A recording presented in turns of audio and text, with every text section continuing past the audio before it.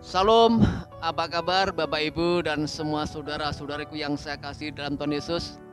Saya percaya bahwa kita semua di dalam berkat-berkat Tuhan karena Allah kita, Allah yang ajaib, Allah yang terus berkarya di dalam kehidupan kita. Kita akan belajar firman Tuhan, mari kita berdoa. Tuhan, terima kasih Engkau Allah kami yang bijaksana, yang terus berkarya dalam kehidupan kami sebagai anak-anak-Mu. Kami akan belajar firman-Mu, Roh Kudus berikan pengertian akan firman Tuhan yang kami pelajari. Dalam nama Tuhan Yesus kami berdoa, amin.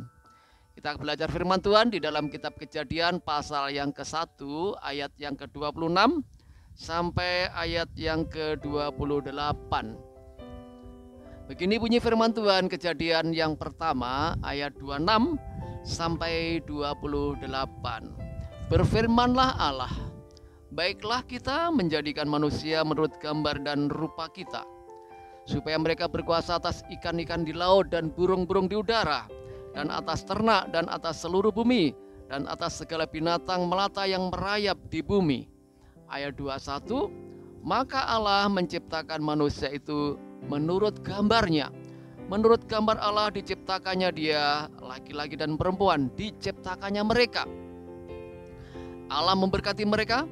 Lalu Allah berfirman kepada mereka, beranak cuculah dan bertambah banyak, penuhilah bumi dan taklukkanlah itu, berkuasalah atas ikan-ikan di laut dan burung-burung di udara, dan atas segala binatang yang merayap di bumi.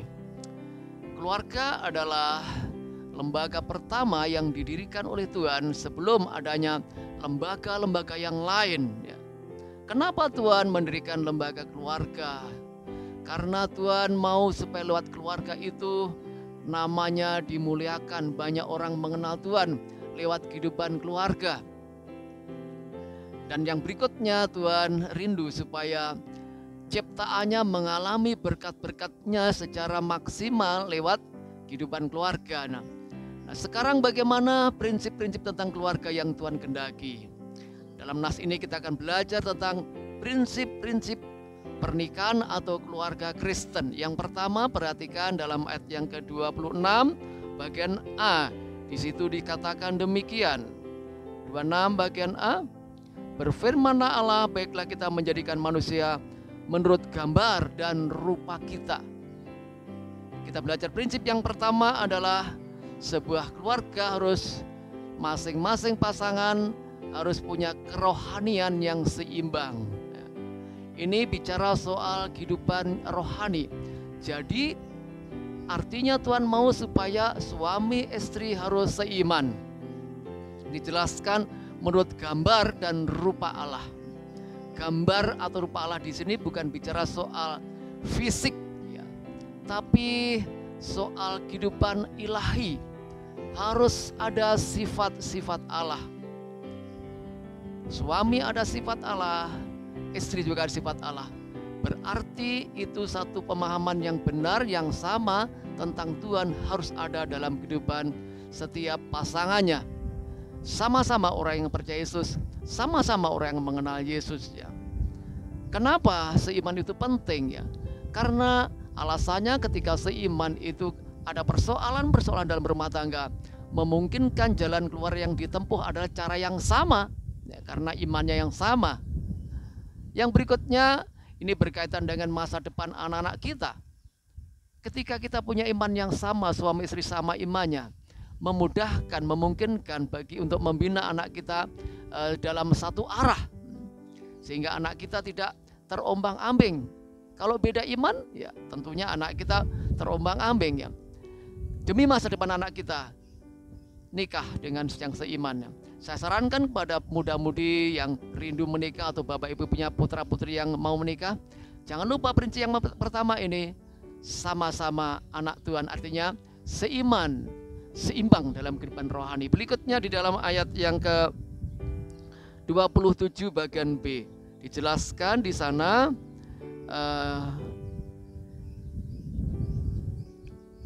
menurut gambar Allah diciptakannya dia, laki-laki dan perempuan diciptakannya mereka. Prinsip yang kedua adalah bersifat monogami, ya. Dijelaskan dalam ayat kita baca tadi, satu laki dan satu perempuan ya. Monogami di sini berarti Tuhan mau supaya hanya satu laki dan satu perempuan dalam kehidupan rumah tangga Kristen ya. Selain monogami itu hanya laki dan perempuan, Tuhan tidak menikahkan atau mempersatukan yang sejenis, tidak ada ya, yang sejenis. Jadi jenis yang berbeda itu yang dinikahkan menurut iman Kristen. Tapi sekarang kalau Bapak Ibu dengar di berita-berita ya, di tempat-tempat di negara-negara yang sekuler, yang liberal ya, ada terjadi bahwa sejenis pun itu dinikahkan, disahkan ya. Itu berarti melanggar firman Tuhan. Sejak awal memang Tuhan menghendaki memang satu laki-laki, satu perempuan, satu jenis dan hanya satu istri atau satu suami, saudaraku. Dan Tuhan menegaskan kembali di dalam kitab pasal yang kedua, Kejadian ayat yang 24 ya. Tuhan katakan satu daging ya. Ketika Tuhan panggil mempersatukan Adam dan Hawa ya, laki-laki perempuan di mata Tuhan satu daging. Satu daging berarti artinya digambarkan seperti antara perangko dan amplop atau kertas yang sudah dilem. Ketika perangko mungkin mau dilepaskan dari kertas yang lain ya, pasti ya salah satu sobek ya. Ini gambaran buat kita ketika sebuah kehidupan keluarga terjadi perpisahan atau perceraian, ada pihak-pihak yang pasti ya rasa tersakiti, pasti ada mungkin terjadi kepahitan dalam hidupnya, entah suami, entah istri atau anaknya bisa terjadi ya. Dan Yesus tegas juga di dalam kitab Markus pasal 10 ya, ayat yang ke-9 ya. Apa yang dipersatukan Allah tidak boleh diceraikan manusia. Jadi itu prinsip yang kedua, bersifat monogami, satu suami, satu istri. Tidak ada dalam rumah tangga Kristen ada pel, pria idaman lain, atau ada will, wanita idaman lain. Istri yang Tuhan berikan itu satu, itu yang terbaik.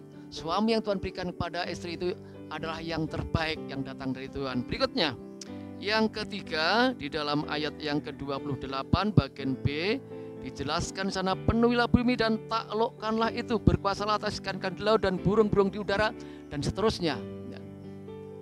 Kita belajar prinsip yang ketiga adalah saling bekerja sama ya. Jadi suami istri saling bekerja sama ya. Bekerja sama dalam hal apa? Membangun sebuah kelangsungan hidup ini. Kita perlu makan, kita perlu minum, ada keperluan ekonomi, pembinaan bagi anak ya. Ada satu kerjasama ya. Tidak bisa salah satu pasangan berkata, wah anak itu urusanmu, urusanku yang lain ya. Tidak bisa Bapak Ibu ya. Ya anak itu urusan suami istri ya. Yang penting bagi hidup kita adalah ya saling ada tanggung jawab ya. Apa tanggung jawab suami? Tanggung jawab suami adalah mengasihi istrinya. Tanggung jawab istri adalah menghormati suami. Suami istri membina anak menjadi generasi-generasi yang cinta Tuhan ya. Mari Bapak Ibu Saudaraku ya, bangun sebuah kerjasama yang baik dalam rumah tangga. Firman Tuhan berkata ketika ada sebuah kesatuan kerjasama yang baik, maka berkat-berkat Tuhan dicurahkan. Mazmur 133 ayat yang ketiga. Jadi hari ini kita belajar tentang pernikahan Kristen yang dikehendaki Tuhan. Prinsip pernikahan Kristen yang pertama adalah kerohanian yang sama, seiman. Yang kedua, bersifat monogami. Dan yang ketiga, ada kerjasama suami istri dalam membangun kelangsungan kehidupan rumah tangganya. Tuhan memberkati kita. Amin. Mari kita berdoa. Bapa, terima kasih buat firman-Mu. Tanamkan firman Tuhan dalam kehidupan rumah tangga yang kami bangun. Memberkati setiap muda-mudi yang rindu membangun rumah tangga, supaya mereka memegang prinsip-prinsip yang benar. Dan mungkin Bapak Ibu yang punya anak, yang rindu anaknya dapat jodoh, Tuhan memberkati dan tetap menggunakan prinsip firman Tuhan yang kami pelajari pada saat ini. Dalam nama Yesus kami bersyukur dan berdoa. Amin. Tuhan memberkati kita.